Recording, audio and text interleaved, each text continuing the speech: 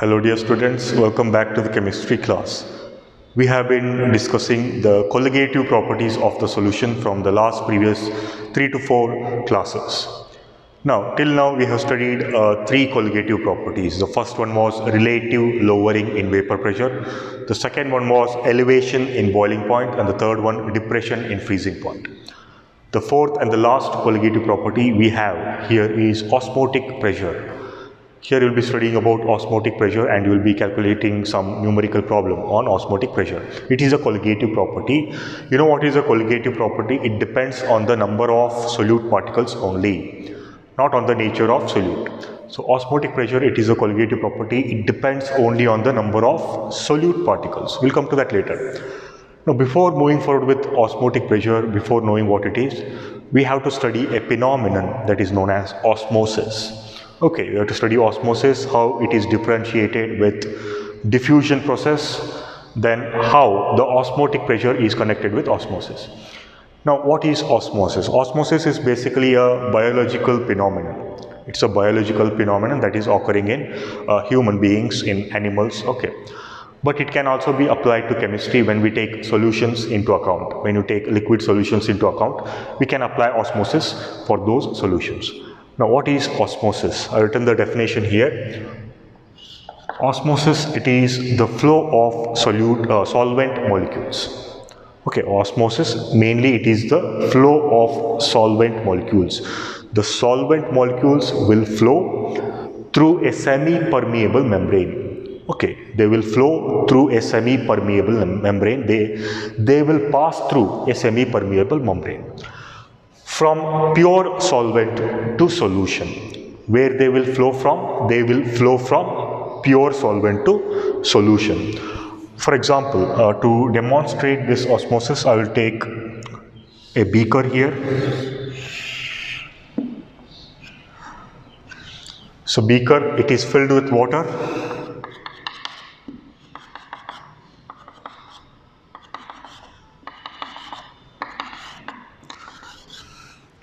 Okay, it is filled with water. So beaker filled with water. Now in this beaker, I will insert one Thistle funnel.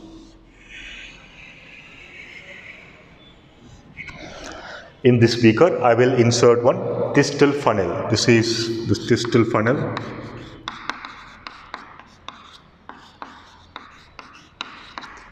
Now what is present in the Thistle funnel? In the Thistle funnel, I have taken sugar solution. So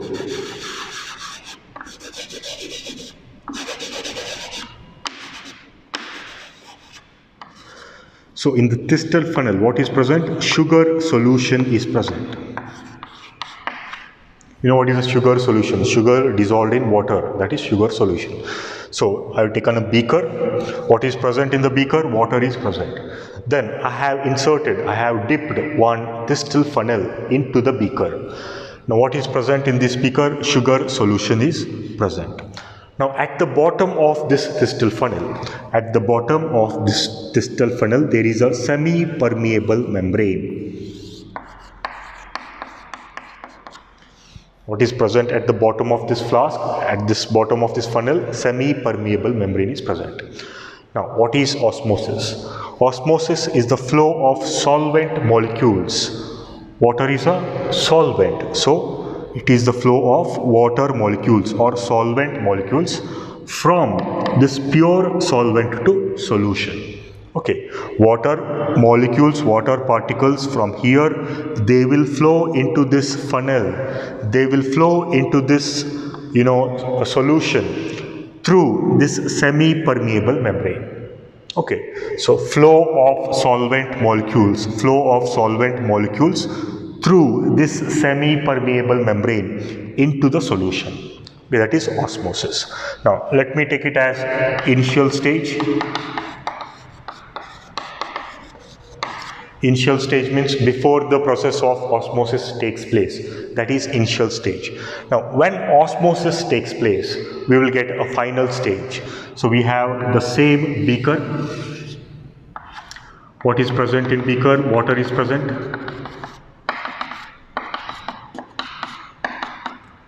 There is a Thistle funnel here. What is present in the Thistle funnel? Sugar solution is present, right? What is present at the bottom of the funnel? Semi-permeable membrane is present. This is sugar solution. This is Thistle funnel. This is water. Now, this is before osmosis takes place. This is after osmosis takes place. So, this is final stage. Now, what is osmosis? The flow of water molecules from pure solvent to the solution. The water molecules here are flowing through semi-permeable membrane. They are flowing from this pure solvent to solution. Now, when the water molecules will enter the solution, what happens? The volume of this sugar solution increases. The volume of this sugar solution, it will go on increasing as the water molecules will enter the solution. And what will happen to the volume of this pure solvent? It will decrease. Okay, the volume of pure solvent, it will decrease because water molecules are going into the solution. So this is known as osmosis process. It is the flow of pure solvent molecules from pure solvent to the solution, and they are flowing through a semi-permeable membrane. Now, what is a semi-permeable membrane? Semi-permeable membrane, it is the membrane which allows only solvent molecules to pass through it. Only solvent molecules can pass through this semi-permeable membrane. The solute molecules will not pass through this semi-permeable membrane. So, this is the membrane which allows only solvent molecules to pass through it. Okay, remember it. This semi-permeable membrane, they can be artificially prepared or they are naturally occurring. One of the naturally occurring example for semi-permeable membrane is pig's bladder. Pig's bladder is a semi-permeable membrane. It is a naturally occurring semi-permeable membrane. They can also be artificially prepared in the laboratories. So again, what is the semi-permeable membrane? It is the membrane which allows only solvent molecules to pass through it. The solute molecules will not pass through this semi-permeable membrane. And what is osmosis?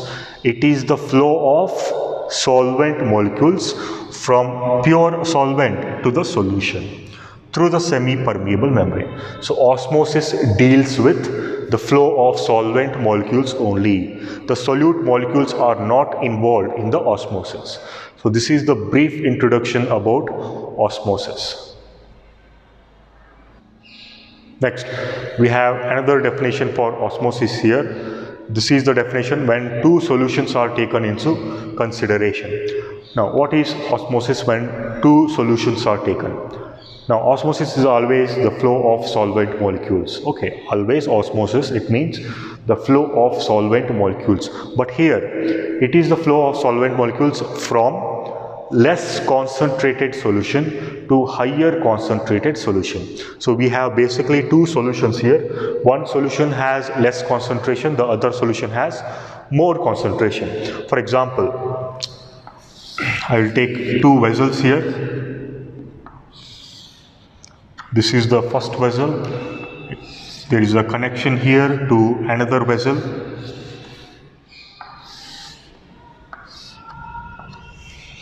Now there is a semi-permeable membrane present here. So this is semi-permeable membrane. Now on the right side vessel, this left side vessel, I'm sorry, this is the left side vessel, that is the right side vessel. On the left side vessel, we have a solution. So there is a solution present here. I will take it as 0.05 m sugar solution. So what is present on the left side vessel? Left vessel, sugar solution is present. And what is the concentration of this sugar solution? It is 0.05 m. You know what is capital M? Capital M means molarity. So it is 0.05 molar sugar solution. The concentration is 0.05. Now on the right side vessel, I will also take sugar solution again. So here also sugar solution is present.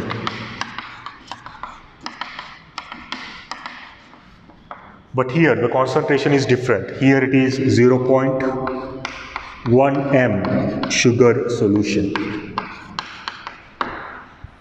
So on the right side vessel, again I have taken sugar solution, but the concentration is higher here. Here it is 0.05, here it is 0.1. So it is higher concentrated solution, it is lesser concentrated solution. Now according to osmosis, what happens? The solvent molecules will flow from lesser concentrated solution to higher concentrated solution. Hence, the solvent molecules, the water molecules from this side will flow through this semi-permeable membrane. They will flow from this solution to this solution because this solution has lesser concentration.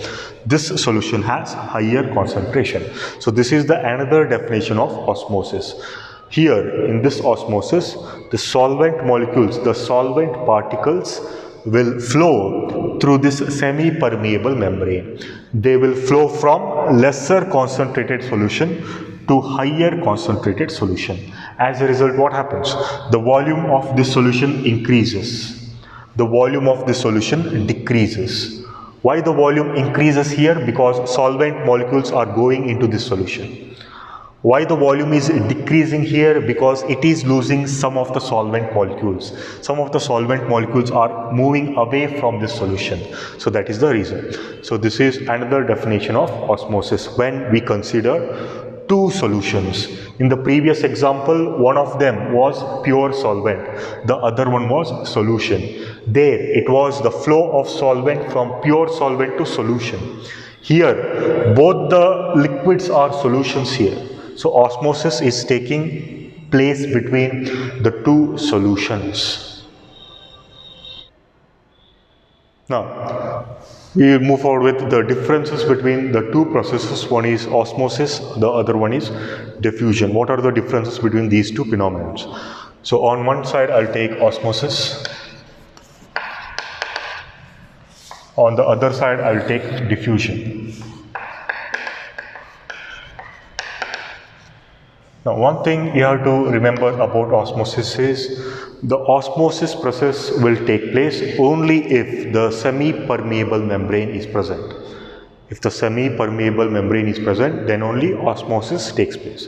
If that membrane is absent, then there is no process of osmosis taking place. So, it takes place in the presence of semi-permeable membrane. The osmosis takes place only if the semi-permeable membrane is present. Whereas for diffusion, there is no such membrane needed. Okay, for this process, no need of any semi-permeable membranes. So semi-permeable membrane is not needed here. If the membrane is not present, then also the diffusion process takes place. But here, if the membrane is absent, the osmosis will not take place. That is the first difference. The second one, the osmosis will involve only flow of solvent molecules.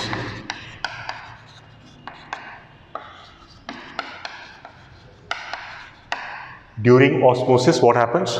The flow of solvent molecules takes place. The flow of solute molecules will not take place. So osmosis involves only the flow of solvent molecules. Why? Because of this semi-permeable membrane. This semi-permeable membrane will allow only the flow of solvent molecules.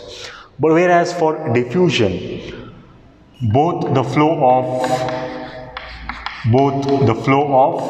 solvent and solute molecules take place.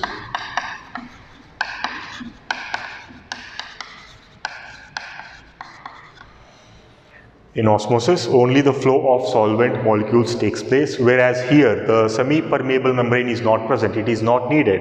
Hence, in diffusion, the flow of both solvent and solute particles takes place. That is the another difference.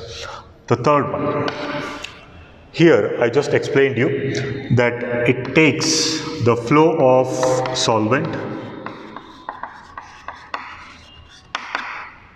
it takes from less concentrated solution to higher concentrated solution.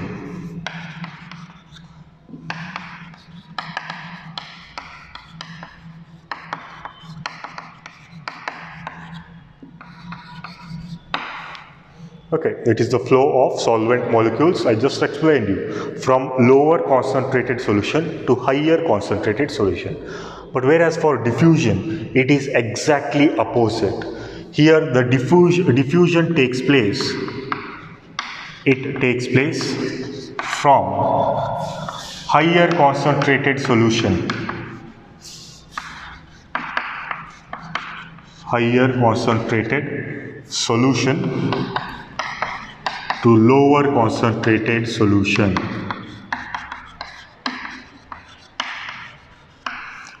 Okay, so the phenomena are exactly opposite. Here the solvent molecules will flow from the less concentrated solution to higher concentrated solution. Whereas here it is exactly opposite. It is from higher concentrated solution to lower concentrated solution. Now the fourth one. Osmosis can be applied only for liquid solutions.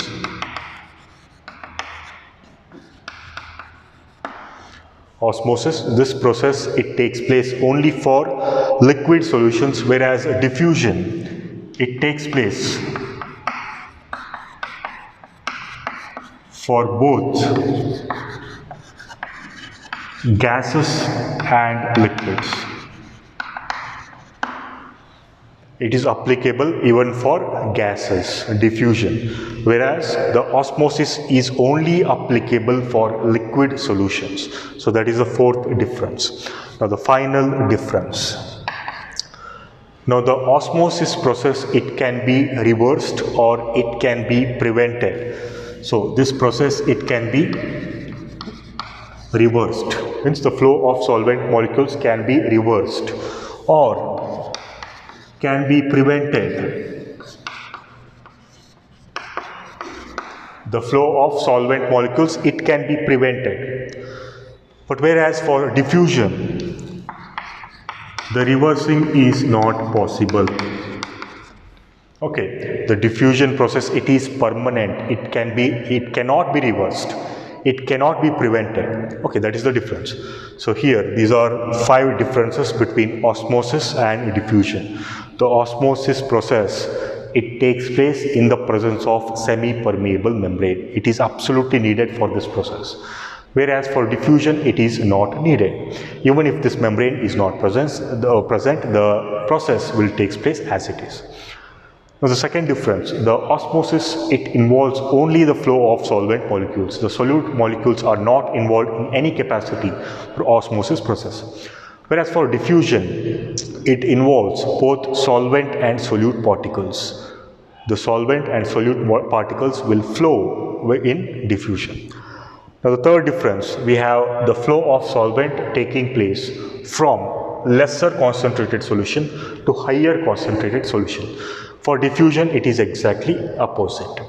Now the fourth difference we have here is osmosis, it can only be applied for liquid solutions. It cannot be applied for gaseous or solid solutions. Whereas for diffusion, you can also take in consideration the gaseous solutions. It takes place both for gases and liquids. It can be applied for both the state of forms. The last one, we have the reversing or prevention of these processes. Osmosis can be reversed or prevented by applying the suitable amount of pressure, we call it osmotic pressure, we'll come to that later. So by applying a suitable amount of pressure, the osmosis process, it can be reversed or it can be prevented. Whereas here in diffusion, even if you apply any amount of pressure, it cannot be reversed, it cannot be prevented. So these are the 5 differences between osmosis process and diffusion process. Now, let me give you an example for osmosis, a very simple example which you can try at home. So, you take a glass of water,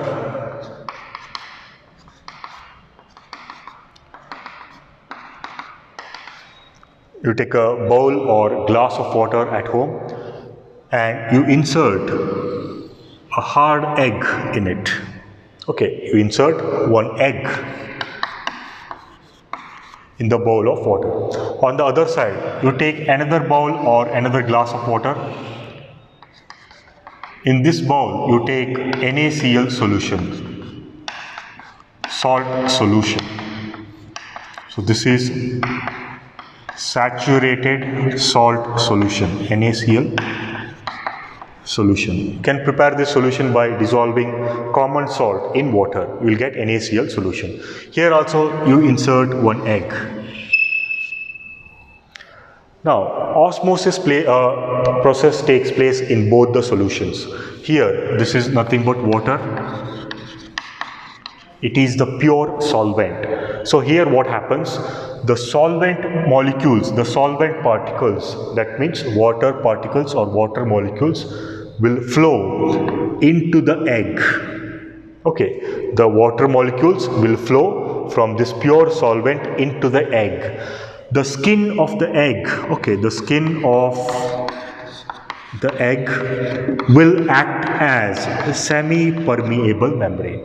The skin of the egg will act as a semi-permeable membrane. So the semi-permeable membrane will allow the solvent molecules to pass through it. The solvent molecules, the water molecules, they will enter the egg. As a result, what happens? The egg, it will swell. The egg will become larger in size. It will swell. Why does it swell? Because the water molecules will enter into the egg. That is why it will swell. Now we have NaCl solution here. The NaCl solution has higher concentration of the solute. It is having higher concentration. As a result, what happens? The water which is present in the egg, it will flow out of the egg. The water which is present inside the egg, it will flow into the NaCl solution. It will flow out of the egg. As a result, what happens? The egg will shrink. Here what happens? The egg will shrink. It will reduce in size.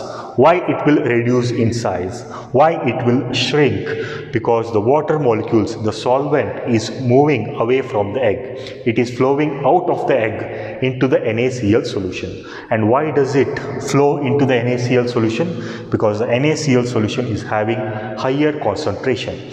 So the solvent molecule is flowing from lower concentration to higher concentration. And when this egg loses water molecules, it will shrink, it will reduce in size. So it is a common osmosis process that you can observe in day-to-day life. You can try it at home. And one side you take a beaker or a glass or a bowl of water. On the other side you take a bowl or glass of NaCl solution, common salt solution. You insert one egg in both of them. Here you can observe that the egg will swell. It will become larger in size because water is flowing into the egg. The water, it is flowing into the egg. That is why egg will swell here. Whereas you can observe that the egg here, it will shrink. It will reduce in size because the egg is losing water molecules. The water molecules are flowing out of the egg into the NaCl solution. So this is a very simple example for osmosis process. Now we have studied, what is osmosis, how it is differentiated with diffusion process. Now we can move forward with osmotic pressure. It deals with mainly the prevention of osmosis. Now how do you prevent?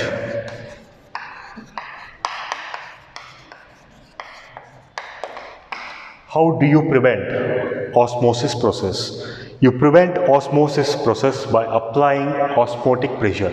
Now let me give you a demonstration here.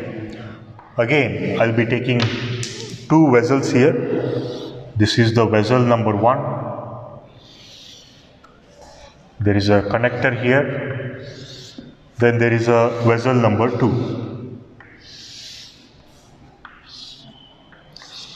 Both vessels are fitted with a piston here. This is the piston. Here also you have a piston.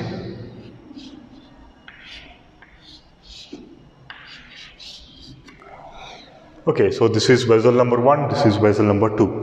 Obviously, between these vessels, there will be a semi-permeable membrane. So this is semi-permeable membrane. On this side of the vessel, this vessel, I will take water. Water, pure solvent is present here. So this is pure water, pure solvent. On this vessel, I will take a solution.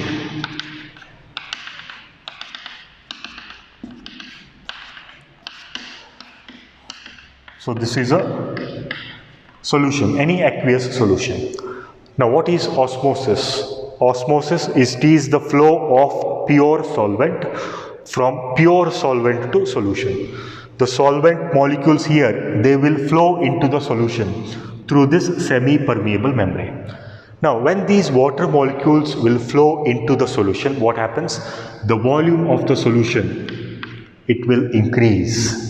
As a result, the piston will move outwards, it will move upwards. Okay, so what is osmosis? It is the flow of solvent molecules into the solution through the semi-permeable membrane. Now when solvent molecules here, when water molecules will flow through this semi-permeable membrane, when they will enter the solution, what happens? The volume of the solution increases. As a result, this piston, it will go upwards, it will go outwards. Now how do you prevent osmosis? How do you prevent the flow of solvent molecules? You can prevent osmosis.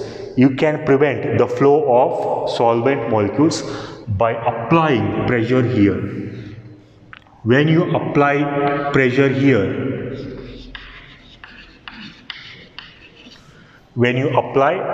here, it will prevent the flow of solvent molecules. It will prevent the osmosis. Now this pressure, it is known as osmotic pressure. Now when this enough amount of pressure is applied to this piston, what happens? It will prevent the flow of solvent molecules. It will prevent the osmosis process. It will push back the solvent molecules into the solvent.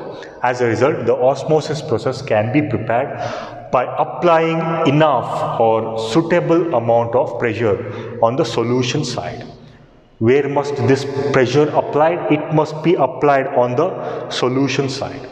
When enough amount of pressure is applied on the solution side, the solvent molecules cannot flow from here to here. They will be prevented. The flow of solvent molecules or the process of osmosis, it can be prevented by applying enough amount of pressure on the solution side. Now this pressure, it is known as osmotic pressure. So what is osmotic pressure? So osmotic pressure, it is the amount of pressure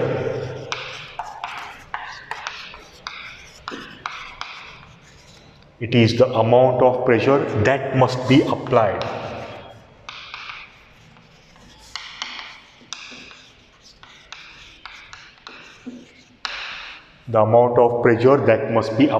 where it is applied? It is applied on solution side. So it must be applied on solution side. Okay, it is the pressure that is applied on solution side. Why it is applied? It is applied to prevent flow of solvent molecules.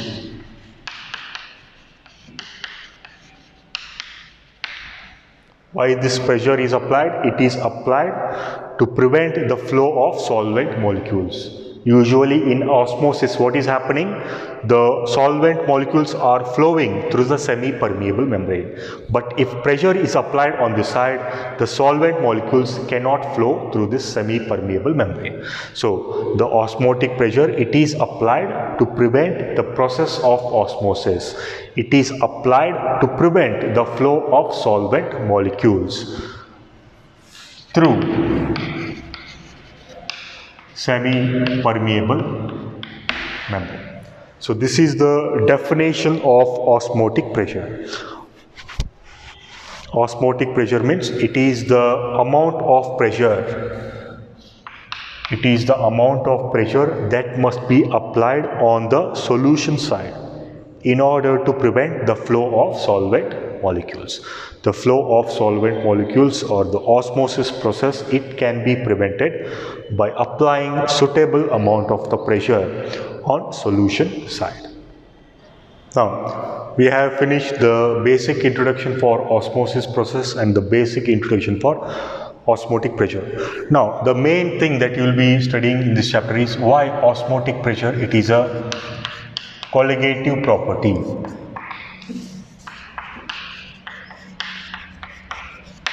Why it is a colligative property. Now, according to Van 't Hoff, according to the scientist Van 't Hoff, he gave an equation for osmotic pressure, or osmotic pressure is represented as pi. Okay, osmotic pressure, it is represented by the symbol pi. According to Van 't Hoff, the osmotic pressure, it is equal to the concentration multiplied by RT. This is known as Van 't Hoff equation. It's a very important equation. It is known as Van 't Hoff equation. Now, what is pi here? Pi is nothing but osmotic pressure. It is osmotic pressure. And what is osmotic pressure? It is the amount of pressure that is applied on the solution side to prevent osmosis. And the C is nothing but concentration of the solution in molarity. Remember, for osmotic pressure, we are considering molarity. Previously, you studied about the elevation in boiling point, the depression in freezing point. The elevation in boiling point, it is equal to Kb multiplied by m. This is the mathematical expression for elevation in boiling point. Similarly, depression in freezing point, it is equal to Kf multiplied by molality. So for these two colligative properties, you are considering molarity. Okay, these are molarities. But for osmotic pressure, you are considering molarity. Okay, so remember, for these two colligative properties, you are taking into consideration the molality of the solution. For this osmotic pressure, for this colligative properties, you are taking into consideration the molarity of the solution. So C stands for the concentration of the solution, which is expressed in terms of molarity. What is R? R, you know, it is gas constant. Last year you studied it. It is gas constant. It is a constant value. It has a constant value. T stands for temperature. T stands for temperature. Now, at a particular temperature, for example, at 25 degrees Celsius or 300 Kelvin. So, at a particular temperature, the temperature will be constant. R is a constant. So, if you remove both R and T, if you remove both these constant, you will get pi is directly proportional to concentration. Okay, so if you consider both these as constants at a particular temperature, the temperature is constant. Let us assume that, or anyway it is a constant. So if you remove both these things, the equal symbol, it will be converted into proportionality symbol. So osmotic pressure is directly proportional to concentration of the solution. Means osmotic pressure depends on number of solute particles, hence it is a colligative property. Here concentration means molarity. So pi is directly proportional to molarity. Molarity means number of moles of solute. Number of moles of solute means number of solute particles. So osmotic pressure depends on number of solute particles. Hence it is a colligative property. So if someone asks you why osmotic pressure, it is a colligative property, why it is known as a colligative property, you have to say that osmotic pressure, it is a colligative property because it depends on number of solute particles. If the number of solute particles is higher, the value of osmotic pressure is higher. So you have to remember this. So this is the main equation that you have to remember. It is Van't Hoff's equation. The osmotic pressure pi, it is equal to the concentration of the solution multiplied by gas constant and temperature. Now, this Van't Hoff's equation, osmotic pressure, can be used for the calculation of molar mass of the solute. Just like the previous colligative properties, you can calculate Mb using this Van't Hoff's equation. So calculation of molar mass of solute, Mb. Okay.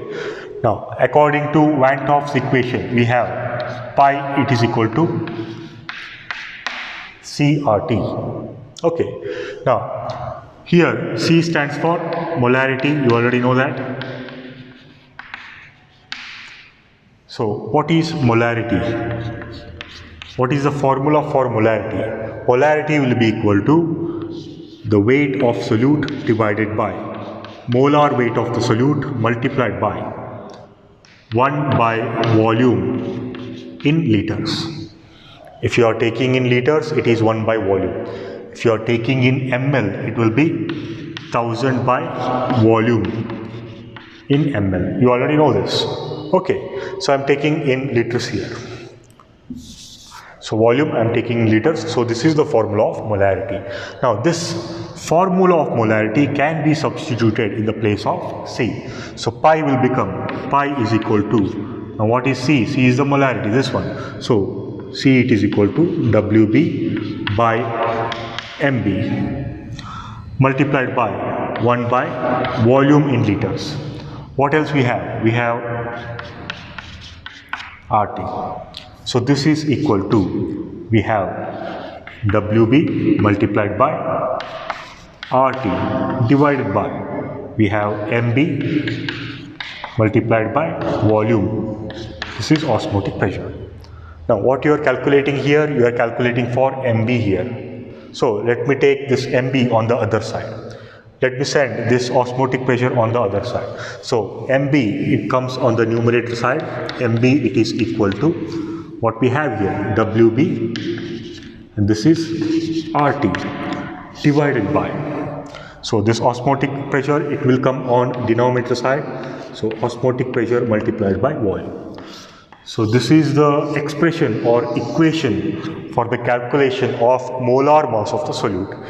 You can use the Van't Hoff's equation to derive an expression for the calculation of molar mass of the solute. So you can use this formula for the calculation for the numerical problems.